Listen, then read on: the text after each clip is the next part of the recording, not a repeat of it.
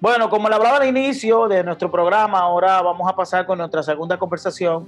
En este momento recibimos al periodista Homero Figueroa. Buenas noches, Homero. A la gente habla con Dari Terrero.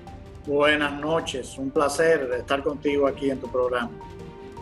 Homero, te hemos querido invitar a propósito de que conjunto a ti estuvimos conversando hace un momento con el destacado periodista Julio Martínez Pozo, porque hemos querido hacer un análisis periodístico, un análisis en términos de comunicación del pasado discurso del presidente Danilo Medina el pasado viernes, que por segunda vez se dirigió al país, y en virtud de esto hemos querido invitarle para que tú nos des tu perspectiva primero, en términos generales, qué te pareció el discurso, y luego vamos a ir conversando sobre algunas temáticas que fue tocando el presidente Danilo Medina en esta locución que tuvo el país. Perfecto, bueno, tú sabes que tuve la responsabilidad de cubrir para un canal de televisión nacional el discurso del presidente, y ahí mi comentario corrió bastante por las redes. A mí me pareció un discurso que no respondía a las expectativas del pueblo dominicano en ese momento. Todos los ciudadanos esperábamos un discurso orientado hacia las medidas que era necesario tomar, que es necesario tomar para tratar de romper la curva de contagio del coronavirus en el territorio nacional. No fue así, porque fue un discurso que yo describí como un discurso que miraba hacia el pasado, un discurso celebratorio, laudatorio, entusiasta de un éxito que todavía nos parece extemporáneo, porque estamos en medio de la lucha en contra de esta pandemia, y la mayoría de los especialistas coinciden en que el pico esperado de contagio todavía no ha llegado a la República Dominicana. Pero el presidente Danilo Medina hizo una revisión de las decisiones, de las medidas que ha tomado, y la hizo en una perspectiva de conclusión, como si estuviésemos en la fase final de la lucha contra el coronavirus, cuando especialistas del sector médico coinciden y hasta llegan a exigir al presidente de la República un robustecimiento de las medidas, sobre todo las medidas de confinamiento.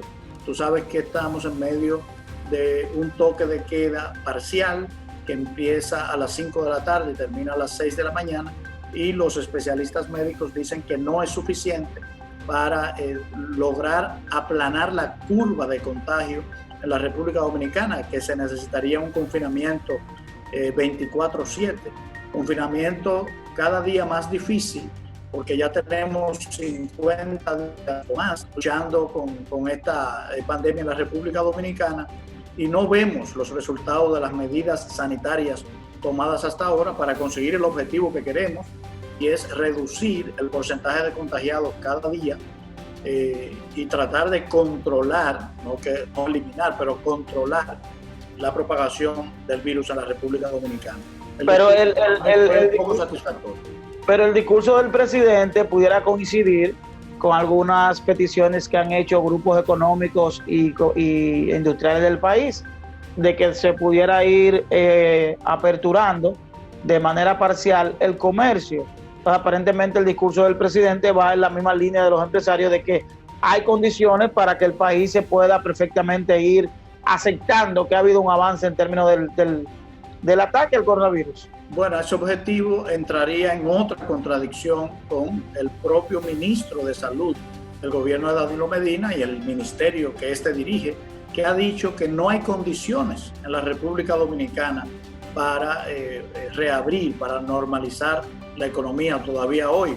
También lo repitió el ministro de la Presidencia, Gustavo Montalvo, de que no ve condiciones para una normalización. Así que no creemos que ese fuese el espíritu, aunque hay que decir que en el aspecto sanitario, que fue orientada mi crítica, yo hallo el discurso deficiente en la parte de las medidas económicas tomadas por el Poder Ejecutivo para tratar de apoyar a los trabajadores suspendidos, para tratar de apoyar a la mediana y la pequeña empresa, Se puede decir que se tomaron las medidas y que el reto es la aplicación de estas.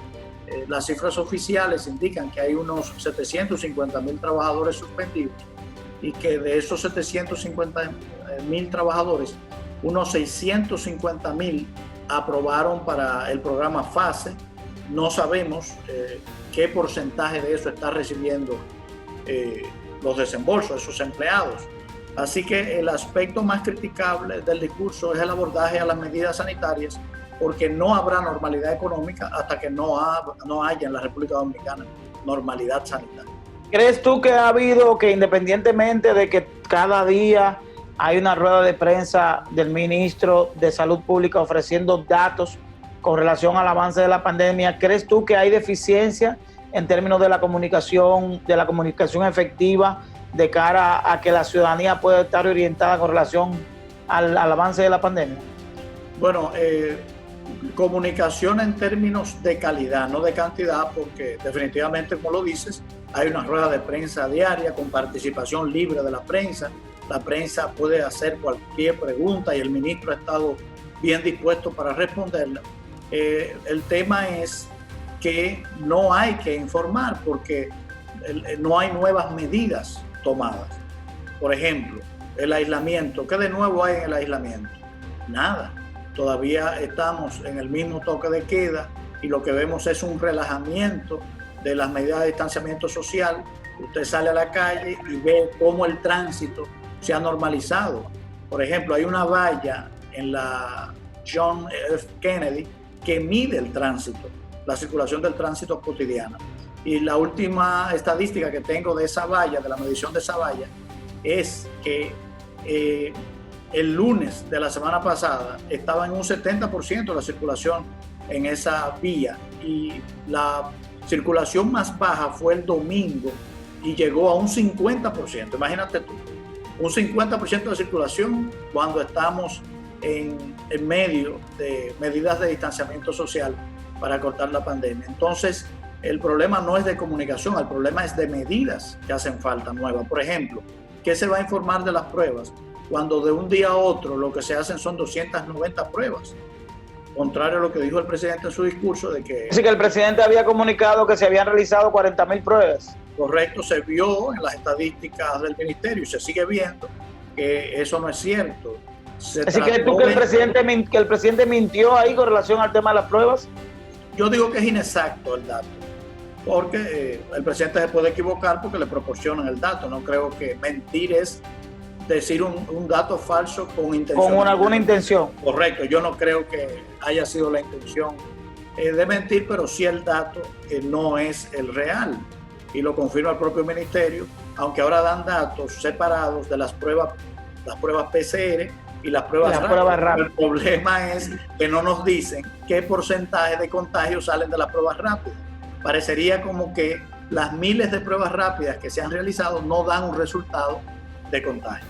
¿Tú crees que el tema político ha limitado la efectividad en términos de la toma de decisión, en términos de ser un poquito más agresivo con el tema del distanciamiento social y de las medidas que pudieran resultar en cierto modo impopulares al momento de ser tomadas? Definitivamente que el peso político electoral ha sido una variable fundamental para evitar que en la República Dominicana se tomen las medidas de acuerdo a la experiencia. Tengo el caso de Argentina, que declaró su estado de necesidad de emergencia, así se llama allá, un día antes de la República Dominicana. Y ya en Argentina están normalizando la economía. ¿Cuál fue la diferencia? Bueno, que se declaró un estado de necesidad y emergencia, aislando a las personas 24/7. Solamente salidas permitidas a la farmacia o a buscar asistencia sanitaria o a los supermercados. Entonces, la curva de contagio se aplanó en Argentina y ya el sistema de salud está en la capacidad de abordar a todos los pacientes, aceptar a todos los pacientes y darles tratamiento. En la República Dominicana eso no pasa. Vemos que día a día crece en un 5-7% la cantidad de contagiados. ¿Tú crees que al momento de grabar esta entrevista, el presidente Danilo Medina habló, se dirigió al país y dijo que ya tenía que al 1 de marzo ya poseía la información sobre el avance del virus y que no se tomaron decisiones drásticas para que no se interpretara que era que correspondía a una situación política, para que no se le criticara de que era un elemento para poder asustar a la gente y que no acudiera a votar el 15 de marzo y que pasara las elecciones del 17 se tomaron las primeras medidas. ¿Qué opinión te merece esa postura del presidente, el presidente decir esto en este momento? Bueno, me sorprende primero, pero las propias medidas, acciones tomadas el 17, te indican que no hubiera hecho gran diferencia. El presidente perfectamente, antes de la fecha electoral, pudo haber tomado estas medidas porque no afectaba la votación que se realizan en un horario dentro de la libertad de movimiento. Entonces yo digo, ok, no la tomó por prudencia y yo diría que hasta debemos reconocer el buen sentido del presidente. Es verdad que antes de unas elecciones no era posible tomar estas medidas. Ahora, ¿por qué no se tomaron las medidas acordes a la gravedad de la situación después de las elecciones? Perfectamente pudo declararse a partir del 17 el confinamiento permanente, ¿verdad? 24/7, y no se hizo. Entonces, nunca estuvo en la visión, en la planificación de las autoridades el confinamiento. Y no lo hacen porque creen que esta medida no es graciosa y realmente es una medida difícil de aplicar, pero es la única medicina social al coronavirus. ¿Crees tú que se está haciendo política en medio de que se está haciendo política desde la crisis, de que ambas partes, ya tanto el gobierno como la oposición, está haciendo política dentro del marco de la crisis? Bueno, tenemos que aceptar que estamos en medio de un proceso electoral, que va a haber unas elecciones el 5 de julio y que estamos en medio de una campaña. Evidentemente que sí.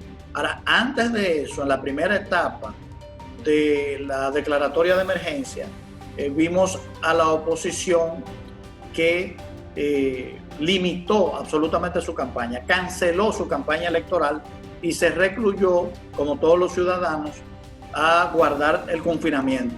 Y fue atacado en los medios de comunicación por proceder de esa manera, mientras el candidato oficial estaba en la calle haciendo labor social y el gobierno dejándole el espacio. Bueno, evidentemente que si estamos en una batalla política, la oposición no puede dejarse tomar el espacio electoral. Y bueno, el candidato de la oposición también está activo en este momento y podríamos decir que hay una campaña electoral en pleno en medio de esta pandemia, sí.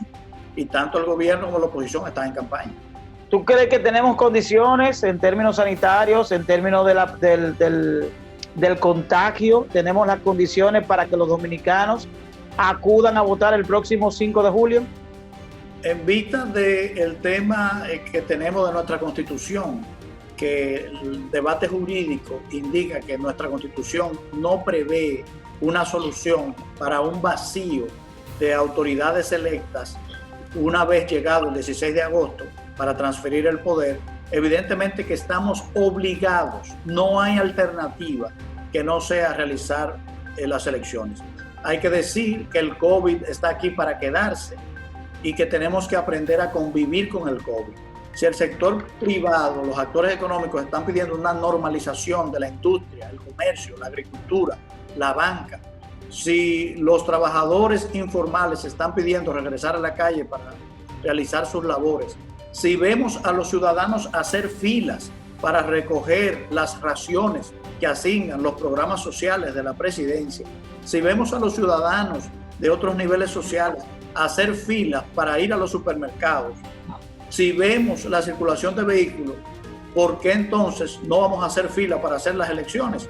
Corea del Sur demostró que tomando las medidas adecuadas es posible organizar un proceso electoral exitoso.